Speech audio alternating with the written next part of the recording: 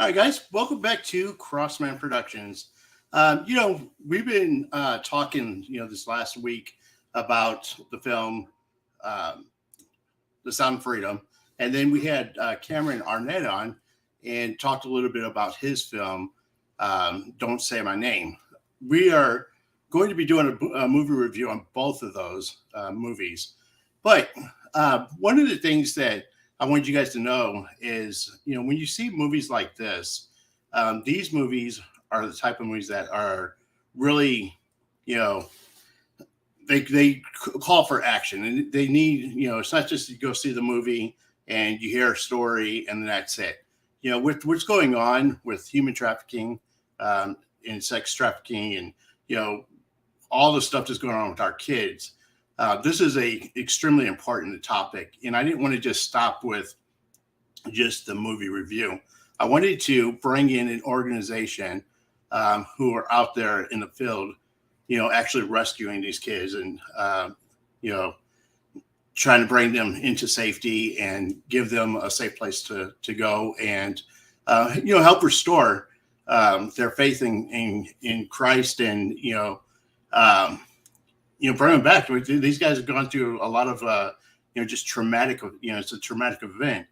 And so, we need organizations that will not only go get them, but help them get back into, our society and get back to a normal life, if you could call it that. So my church does, we have a program that we work with. It's called Project Rescue. So I wanted to bring them in and have them kind of share who they are, what they do, and then how you guys could get involved in that show. So I wanted to bring in Jonathan and Jennifer. Thank you guys so much, first of all, for being on the show. I'm really excited about having you guys. Thanks so much for having us, Cross. Appreciate it. We are happy to be here. Appreciate you inviting us. It's good to be here. Cool. We're talking about, The Sound of Freedom and, Don't Say My Name. There's other movies out there, that deals with this, this issue. But I don't see a lot of people trying to get, find like a solution. They're seeing the movie, they know something needs to be done, but I think that people don't know where to go or, who's out there that's, that they could turn to and help in different ways.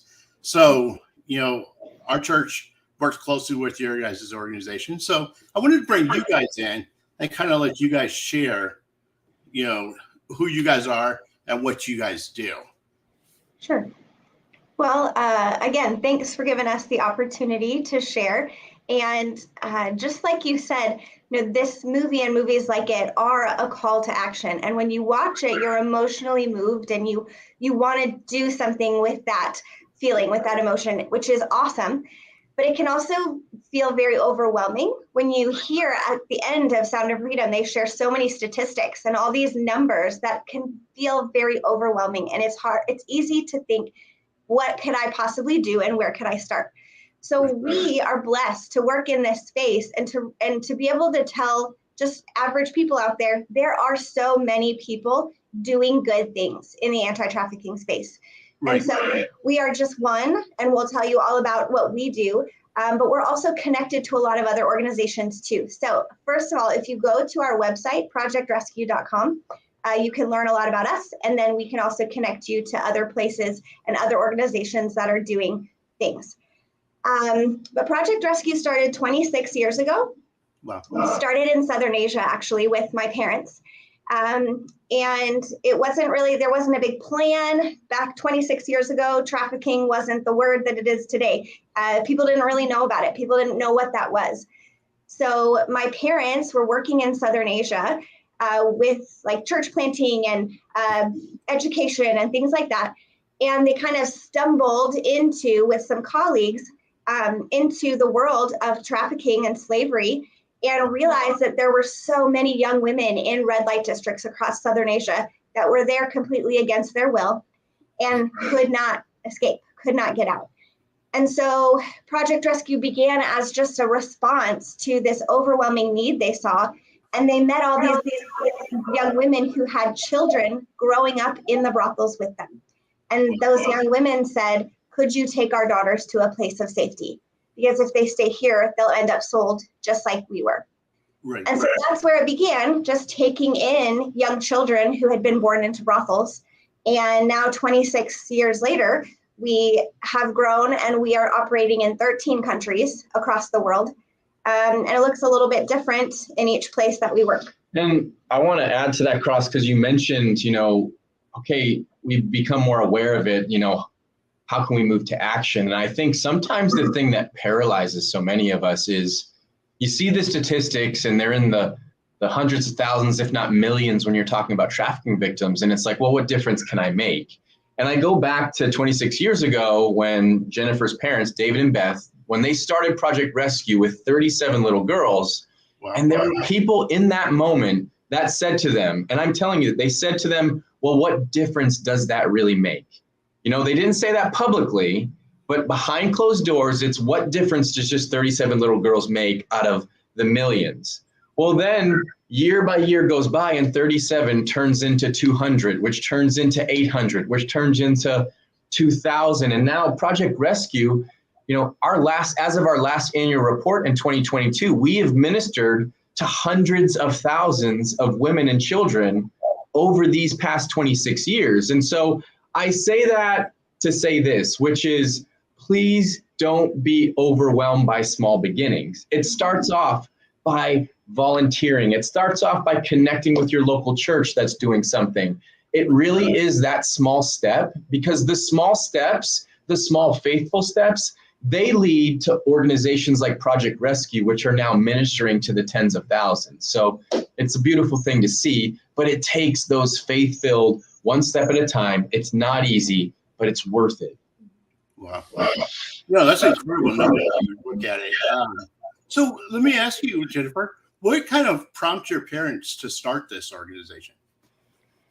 So it was really going down. They were working with some colleagues, and their colleagues were like, we want to go down and do an outreach in the red light district and just, try to share Jesus. And so as they were doing that, they just kept meeting young women who said, we want to serve this Jesus that you're talking about. We want to, go with you, but we can't leave here. We are stuck. We're slaves. And so that's the first time that really this idea of, oh my goodness, these women were trafficked. They were sold into slavery. That idea began to really, resonate. And okay, we understand what we're looking at now. And so they just knew there's all these little girls that need a safe place to go. And they just said yes. And so initially it looked like a safe home for these young girls to just have a safe place to live. And then they started saying, well, we need to get them into school. They need an education. We're going to take them to church. We're going to give them counseling. We're going to meet their physical needs. Whatever it is that they need, we will do. And the program just kind of grew from there. And so, in some places we have children's homes. In other places we interact with women, older women who've been sold and trafficked. And so if we are able to help them get out and put them in a safe home and put them through a program, give them vocational training so that they have skills so that they can start a new life for themselves. So we help with the rescue, but really our emphasis is that aftercare. What happens after they're rescued? Because the rescue is really just the beginning. You can take a woman or a child out of the brothel or out of a difficult situation, but mentally they're still there. All those years of trauma and slavery, that has impacted them. And they need aftercare. They need someone to address all of the issues that they've got going on, medical, emotional, spiritual, all those things. And so that's really what we focus on, trying to walk with them on that healing journey to full healing and restoration. Wow. What I find really incredible is that, in the year 2023, that we have an issue with slavery. It's not something that people, have thought about or, until, I guess, I don't say they haven't thought about it, but it hasn't been as prevalent until this movie came out. But, to think that that's still around it's just mind-boggling. Yeah. Yeah. And not only that, but to the degree that it is. Right. It's not there's when the statistics showed that Mexico was like the biggest producer and America's the biggest consumer. But this is going on all around the world. Mm-hmm. Yeah, it's statistically every country in the world is impacted by this in some way, shape, or form. Obviously, some more than others. So this is a global issue. This is not something relegated to third world countries or relegated to certain parts of the world. It's everywhere. And so when people are asking, well, what do I do? Where do I go? How do I connect with organizations? Well, I guarantee it's happening in whatever country or state that you live in. And so our first response is to find out what's happening in your backyard. Right. Find out if there's anyone in your city or in your state. What are they doing? And what can you do to help that? That could be, like I said, that could be volunteering. It could be creating more awareness. Maybe you have a platform where you can bring others to start to understand, hey, don't put your heads in the sand. Just because you don't know what's happening doesn't mean it's not happening. So the key to what you said, Cross, is this. It wasn't that it wasn't happening. It was that for years and decades and centuries it was happening and we just didn't know about it, or we didn't hear about it, or there wasn't a light that was shining on it. Now, one of the benefits of movies like this, Sound of Freedom, and some of the other ones that you talked about, those benefits are the spotlight's being put on this. And then it becomes up to us to say, okay, like you said, awareness without action is empty. We can become more aware, and that's great. It's a wonderful thing. But if it doesn't move us to action, then what does it matter? Exactly. Talk about this, this is being, as prevalent as it is there warning signs? Because I mean, you think about America being the number one consumer, that means it's right under our faces. Mm-hmm. So do you guys know what like some of the warning signs are that, some of this might be happening in our neighborhood? Yeah. And so there's kind of two parts to this. One will answer kind of what you're discussing, and the other one, I don't think you'll be surprised by it, but it's actually the biggest fuel to the fire of trafficking.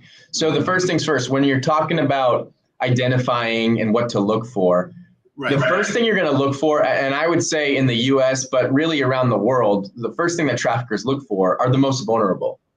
So who are the most vulnerable in our societies? That tends to be the foster care system. That tends to be kids that are in and out of maybe juvenile detention and those that are having behavioral issues and things of that nature. And then families that are heavily poverty stricken.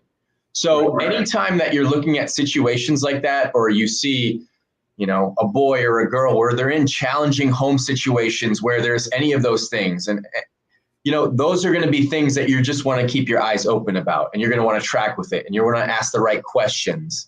The second thing is, and one of the biggest fuels to the industry, not one of the biggest fuel to this industry of trafficking, is pornography. It's just period, point blank. And I think so many people sit behind a computer and they think it's a victimless crime. I'm here looking at static photos, and the fact of the matter is, we can tell you from experience, so many of the women and children that we've connected with were used in some way for pornography, and were trafficked in some way and used to make money off of their bodies for the financial gain of traffickers. So that harmless click or that harmless thing you look on the internet that you think is harmless is not. That fuels traffickers. That literally puts money in their pockets to go out to supply more children, to supply more women, to coerce them, to push them, to traffic them, to basically meet the demand. And pornography in America is an epidemic. I don't think people realize how many people, and that's inside and outside the church, which is a scary thing to think about. Wow. But what's also sad about the pornography angle of it, and then also just so much of trafficking these days, is going behind closed doors. And so it's hard for the average person to spot, because there's so much that's not out on the street anymore, but in like in hotel rooms and in closed apartments and things like that. So a lot of times it's harder to spot. So we do have to address it on the demand side, like he's saying, like with pornography. If you are in public places and keep your eyes open, there are things that you can notice sometimes, like in busy places like gas stations or a store. If there looks to be like a man, walking very quickly and threateningly with a much smaller child, that they don't really look like they go together, something like that. Right. There's things that just feel off. Then you can always, call the police or call the trafficking hotline, something like that. And so there's things that you can look out for. But again, so much of it these days is just behind closed doors. Wow. When you look at that too, what kind of things can parents do to protect their kids? Mm-hmm. We always think education and awareness really early on is so important, because traffickers are very, very smart. And we have heard interviews with traffickers that were in prison and being interviewed, and they almost have a playbook. They almost brag, we can go into a mall anywhere in America, and within 15 minutes, we can walk out of there with a 12, 13-year-old girl. Wow. Because they know how to look for a girl that's alone, that looks like she's feeling insecure and sad, and they just automatically start telling her the things that she wants to hear. You're beautiful. No one understands you. I'll take care of you. Things like that, where she's maybe not getting those things at home. She's not told that she's loved. She's not told that she's beautiful. Or even if the parents have been doing a great job and trying to let her know how loved she is and take care of her, maybe she just doesn't know the dangers that are out there. And so, filling our kids with the truth of who they are in Christ, and how much we love them, and giving them all the support that they need, but then also going that one step further and saying, keep an eye out, because there are people in public places who will approach you and try to make a connection with you, or online. So much is happening online these days. Young girls are just approached, young boys too, on the internet, and people just start making that connection and just feeding them all the things that they want to hear about themselves. Right. So just education and preparing them for that. Right. And one of the things that you said, Jonathan, that hit me is that the type of kids that they target. The low income kids who struggle with their I don't say identity, but just self-worth. That's why the church needs to be more active in the communities. Because those kids are looking for something, and the traffickers know it, and they know how to lure these kids in. And it just makes it more important for our churches to be involved in the community. Yep. Outside your four walls, especially during the summer, and the kids are all out doing, have these different events and stuff, and be actively involved in the community. One interesting fact, Cross, is that typically the government and the church, they don't cross over ever, and there's a government report that comes out every year. It's called the TIP report, where it talks about trafficking around the world, but especially in the United States. And this government issued document basically said there is no one better equipped to deal with this than the church. The local church is the answer. So if you have a government sponsored document saying that, they don't want to say that. It's not as though they want to prop up the church, because they think there's a very clear division there. And we could go into that. That's another story for another day. But the fact that they're saying that just shows that it is the church's job to basically bring in the weak, bring in the most vulnerable, and to make sure that we're the covering for them. And so again, I can't understate the volunteering aspect of not even just anti-trafficking organizations, but volunteering at your local church to reach into those parts of the community that are the most vulnerable, that have the most propensity to be exploited. That's a great place to start as well. Yes, around the world, the biggest things that prevent a kid from being trafficked are education and being very connected to a supportive, loving community. When a kid has that community around them, and when they are getting an education, they are much less at risk. Wow. You know, it's incredible. I mean, just to think of, all the stuff that's going on, with this, we're talking about it being overwhelming, but like you said, you could find a spot and just tackle what you can. You know what I mean? Don't look at the whole big picture, like you're saying, just find a spot. It's like, the whole old saying, how do you eat an elephant? It's one bite at a time. You find where your spot is. And, if you're, a member of a church, get involved. Get involved with the youth group. Get involved with,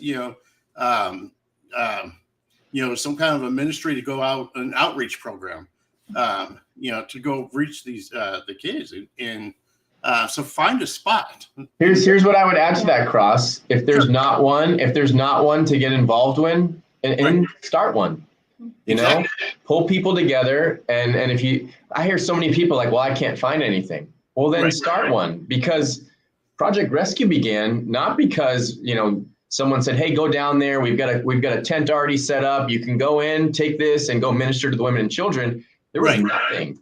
You just go and you start it, and it's not perfect, and you learn from your mistakes, but God helps. When you take those steps of faith, he responds and he honors that. So I think people can do that in the local church as well. Hey, let's start something, and let's trust that God is great enough, which he is, to respond and to bless the things that we're trying to do. Cool.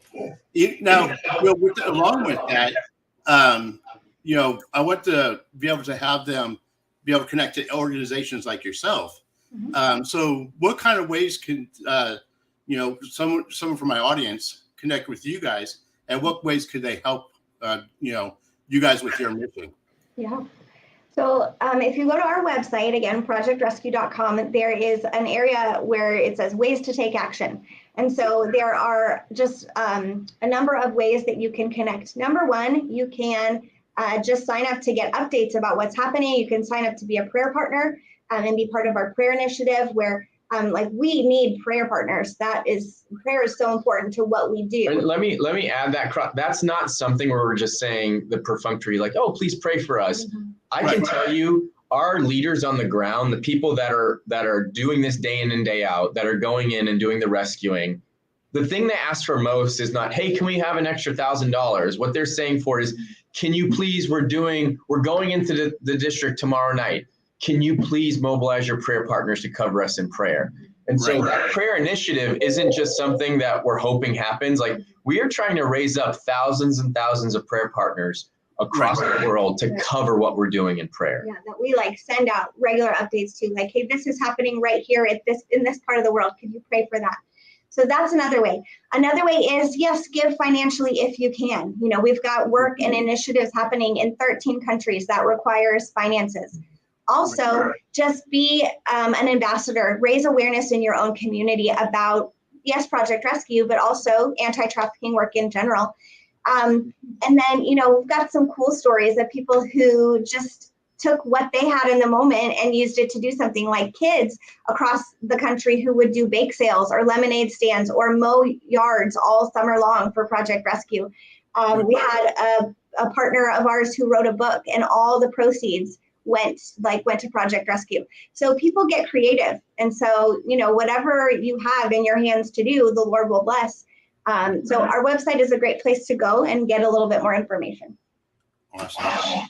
So what we'll do is we'll put the link to the website in the detail section for the video itself. And that way they can go to the website and have a way to connect and communicate with you guys. Now, one of the things too, I just wanted to touch real quick on is when you talk about praying for the people out in the field. We have a lot of people here that watch the show who are, prayer warriors. So can you give them specific things to pray for? Yeah, I think one of the big things is pray for staff safety. And so when you're going into this, it's dark territory. Jennifer and I have both been to the areas of ministry multiple times. And every time we go there, we walk in, we feel the tangible evil that comes with working with this type of evil. Working with sexual exploitation is not easy. It is challenging. And so we are often, our staff, we're praying over them for a special anointing, for safety, for wisdom, for provision, for grace as they walk into these areas of darkness. So I would say that's number one.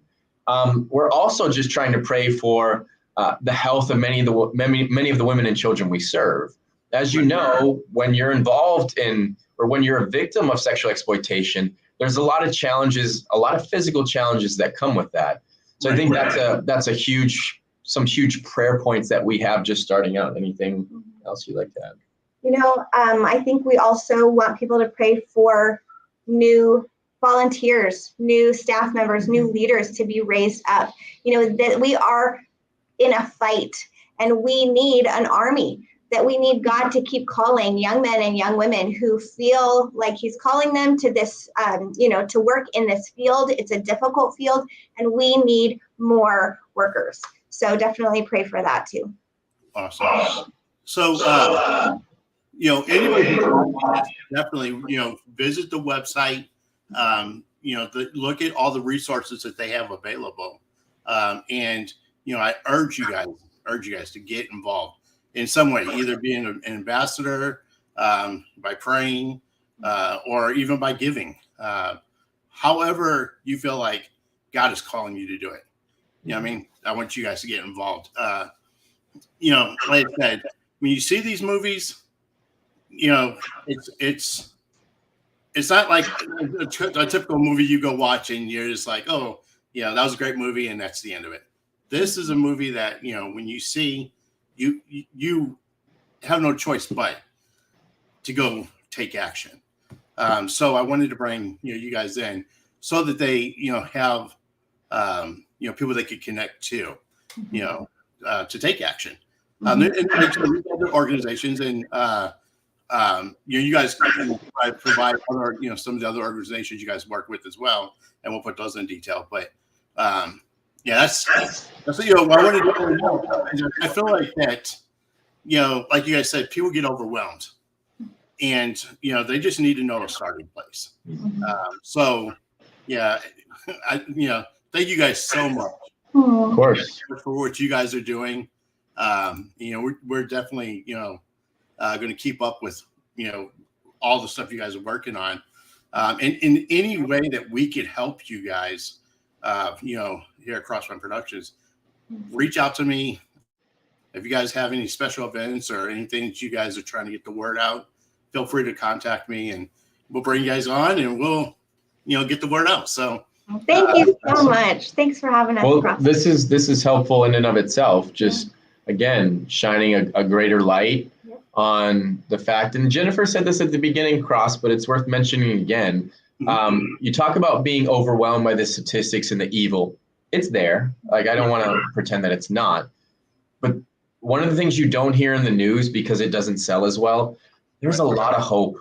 There's a lot of hope out there. There's a lot of people that are responding to the sounds of freedom, and they're taking that energy and they're channeling it in a very good direction. And so we're seeing that. We're seeing lots of young people that are interning with Project Rescue with the dreams of heading overseas and joining the fight. So we don't want to make it seem like it's all doom and gloom. It's not, because I can tell you, it is not. The evil isn't what drives us. It's the fact that there's a God that brings hope.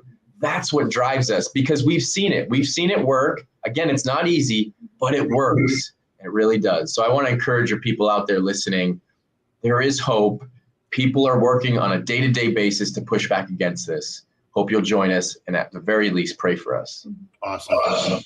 Thank you guys so much. Thank you. All right, Cross. Anything you guys need from us, just reach out, and we'll be happy to help. Appreciate it. We appreciate it so much. Awesome. All right, guys. Thank you guys for joining us again. Definitely check out this organization, visit the website, and, the key, takeaway from this is I really want you guys to get involved. So go check it out. And, until next episode, remember, you guys are uniquely designed with a purpose. Always keep moving forward. Peace.